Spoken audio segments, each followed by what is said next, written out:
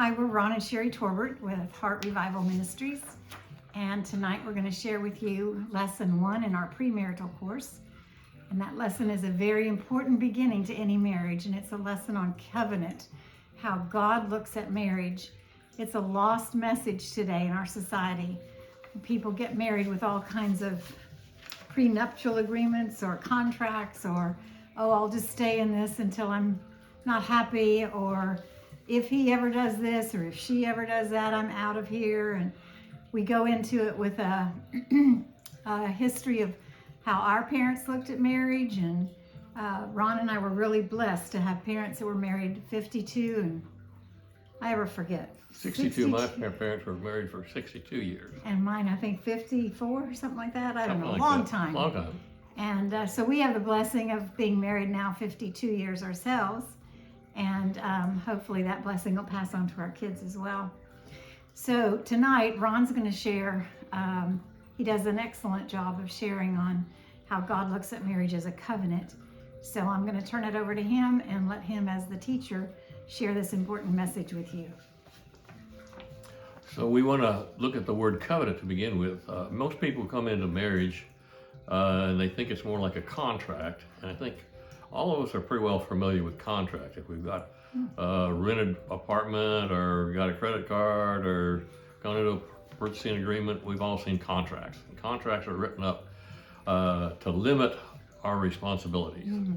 Contracts are written for the person, for me, and that's how I'm going to look at the contract, and the other person going to look at it for them, for their protection. And so when you go into a contract, you have limited responsibilities, and that's the big thing: is what is your responsibilities and what is their responsibilities. With a covenant, it's a little different.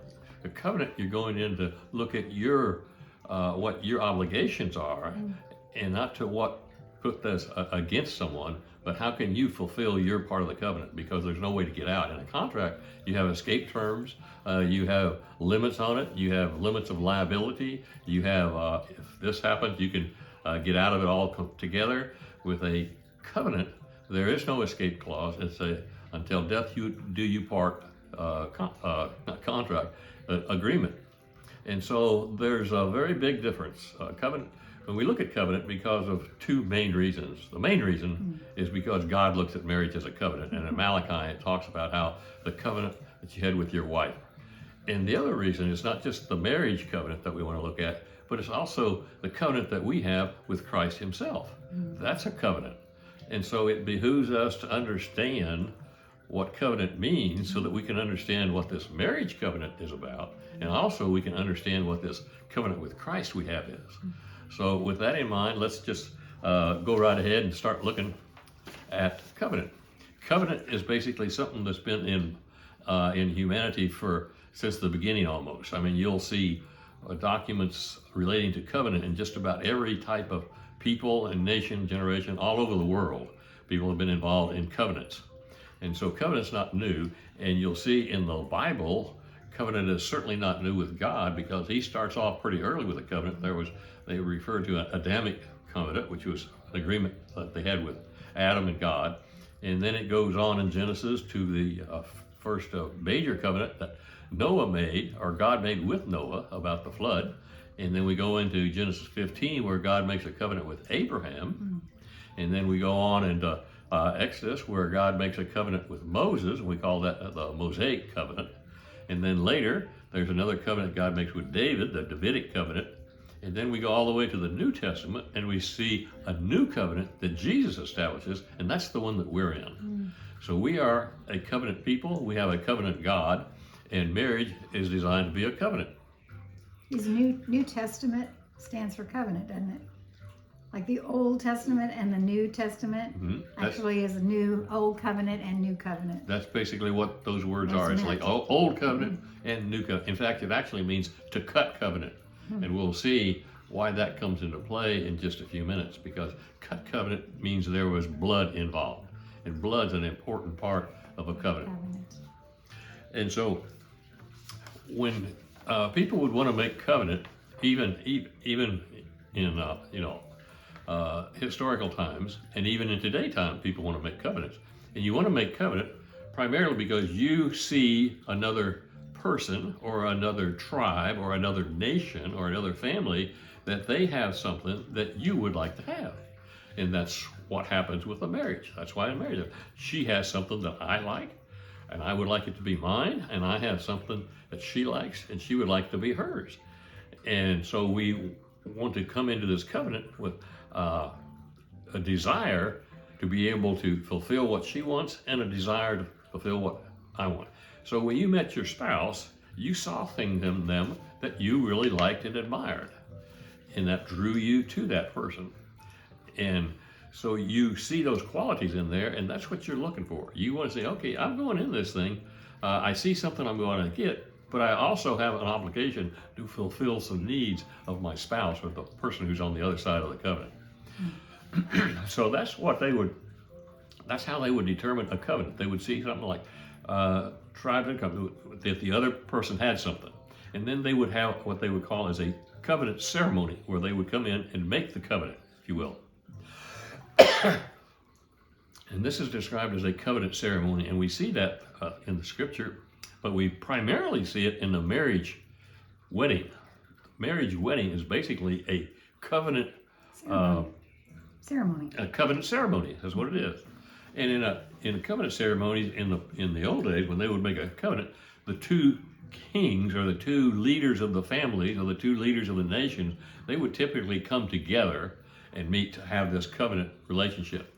And they would come together. There would be an area where they would come together, and there would be some animals that they would be sacrificed for this covenant relationship. And they would typically take these animals. It would be like a cow or a lamb or a sheep or a goat or sometimes a bird or something like that. And they would take them and they would split them right down the middle. And then they'd spread them out and lay them on the ground. And so there would be a sort of a bloody, gory mess right there laying on the ground. And you see a description of this very vividly in Genesis 15, where God makes a covenant with Abraham. And it's kind of interesting how that describes it, because God comes in and he chooses Abraham to make this covenant.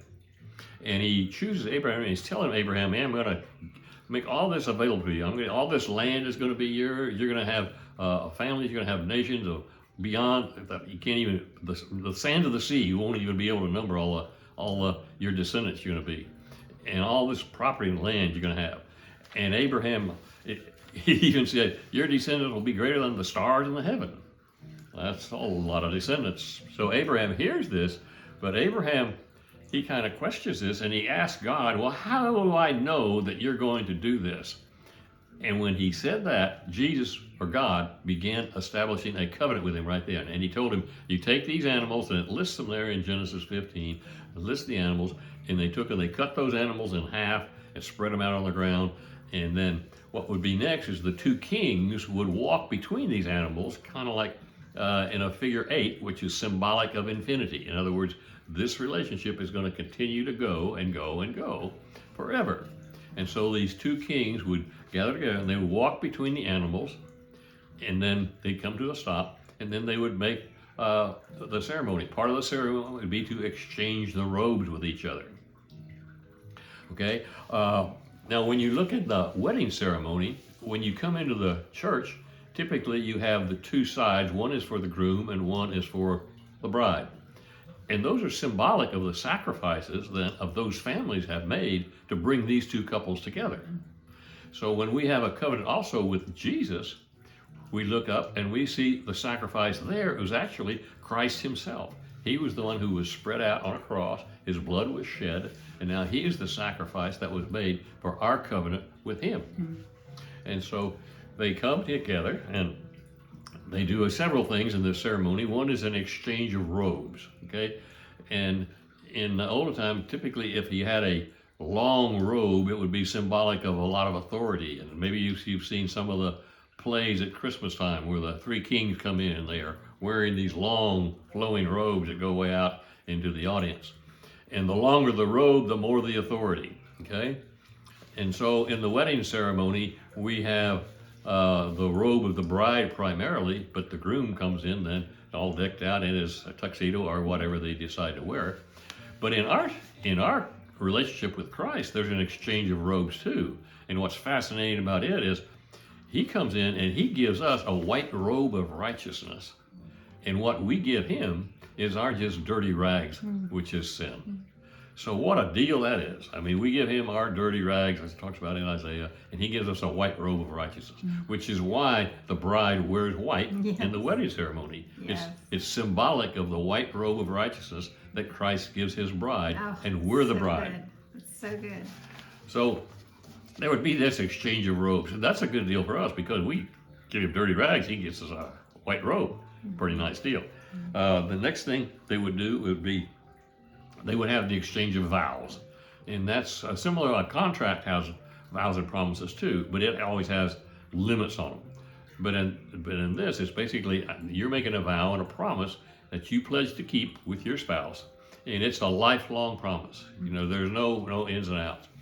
And so you've probably heard a lot of the ceremonies, typical ceremonies in a wedding. It says for rich or for poor, for health and for sickness, For worse. for better, for worse, until death do us part.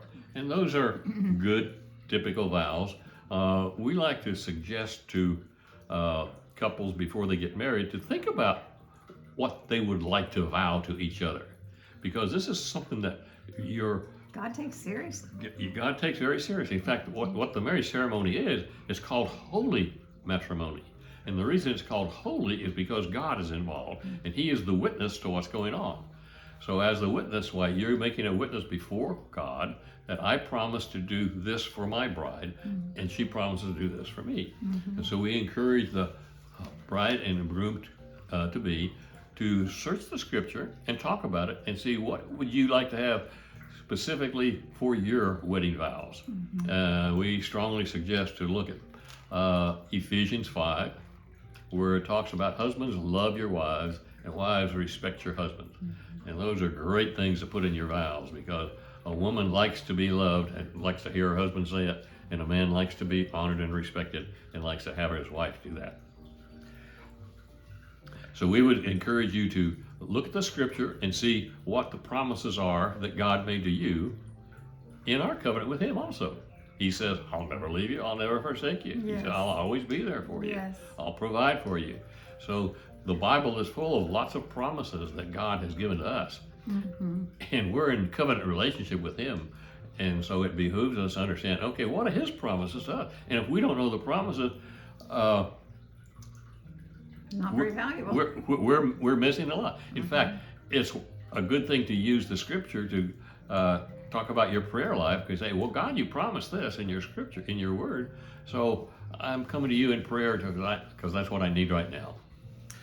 So Armor. they would have an exchange, like I said, of robes. They would have an exchange of vows and promises. They would have an exchange of armor. And what that would typically involve is they would have a belt that they would wear, and on that belt would be their sword or their knife, a dagger, and typically a shield or something like that. And they would exchange this armor with each other.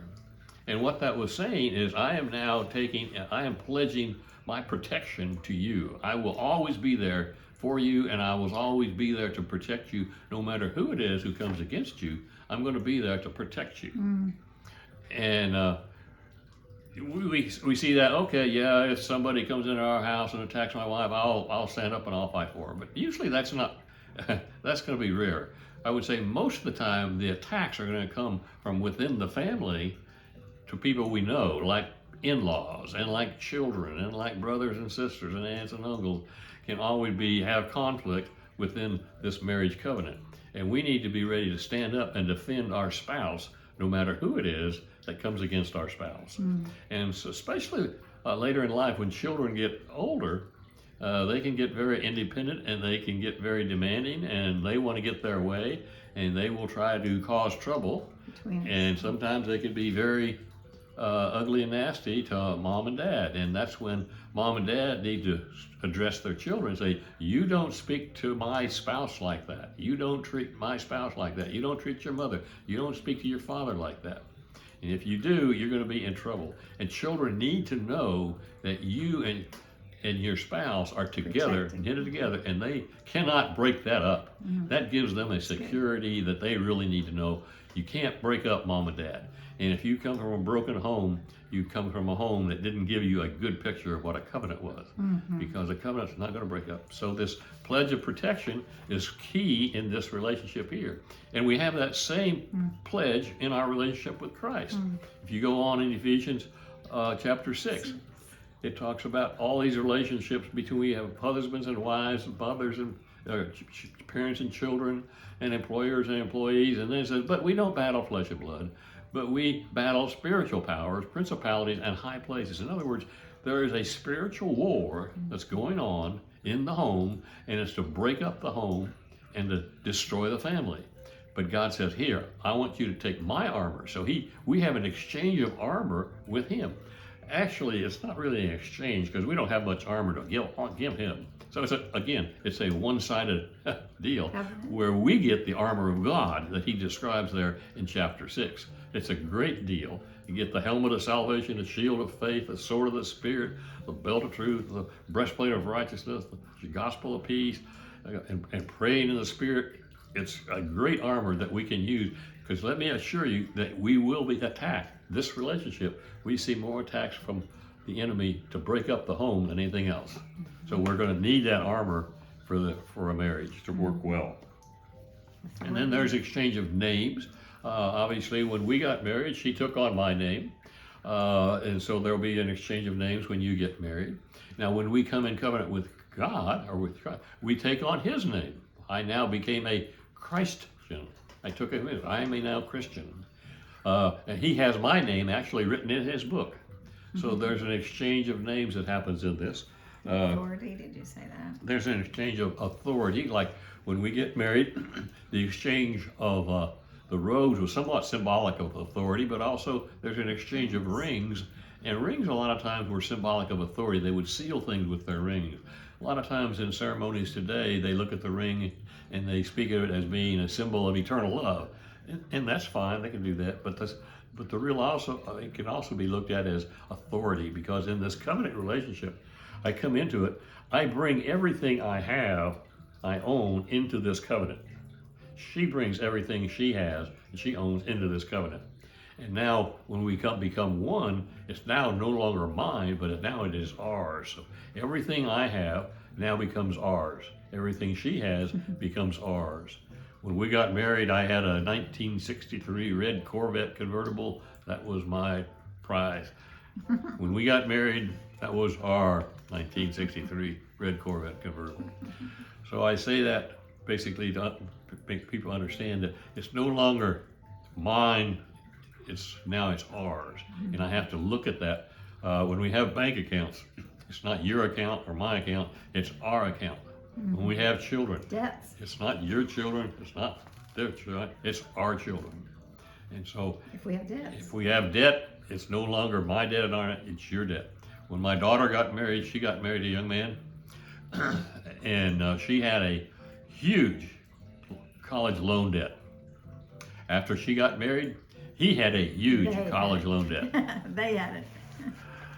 And so that exchange of authority comes with an exchange of everything I have now. Yes. It's not just mine. Shared. It's shared, which goes back to the basics of covenant. It's no longer me-centered, it's us-centered. Down here. Then there would be a making of a scar. And this is very important, because when you look at the scripture, and when you look at covenants, just about all covenants, we're talking about blood covenants. That was a key word, blood covenants. In fact, when you look at that Testament, Old Testament covenant, there's cut covenant. They would cut covenant, which means there's going to be blood. And the reason for that is because what the scripture says about blood. In Leviticus, it talks about how the life is in the blood. The life is in the blood. You've probably seen a lot of signs on billboards where they're asking for blood donations. And it says, give the gift of life, give the gift of blood. And what they're looking at there is, when you talk about the life is in the blood, what they believe is happening in there is, when you talk about people and to describe the character of the person, you are really describing what kind of blood he has. He's cold-blooded, he's warm-blooded, he's tender-hearted, He's heartwarming. We use a lot of these blood and heart words to describe a person, how they are. And so, like if, for instance, they would, in battle, when they were looking at the enemy and they would see a valiant warrior who was a really brave warrior, they would desire to conquer that guy so that they could actually get some of his blood and drink their blood.